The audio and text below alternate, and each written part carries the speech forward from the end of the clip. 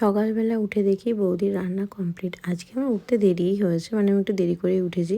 তো উঠেই দেখলাম যে পায়েস হয়ে গেছে, এটা হচ্ছে গুড়ের পায়েস। তো একটু প্রাকৃতিক পরিবেশ দেখতে দেখতে আমি একটু খেয়ে নিলাম গুড়ের পায়েস। ও মা, তারপর দেখি সারি সারি দিয়ে সব হনুমানের দল আসছে। তো ওখানে যেহেতু আমার এঁটেল ঠাকুর বসানো ছিল, তো আমার একটু টেনশন হচ্ছিলো যে ওরা এসে আবার গাছগুলো না খেয়ে নেয়।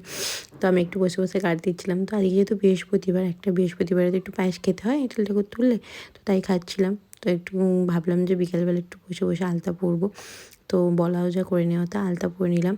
তো এটা হচ্ছে আমার ছোটো কাকিমাদের ঘরের ওখানে, মানে ওদের বাড়িতে গেটটা একটু খোলা ছিল আর হনুমান ঢুকে ওদের বিস্কিটের ডিফে নিয়ে চলে গেছে। এই জন্যে কাকিমা ভীষণ রেগে গেছে বর্ষার উপরে।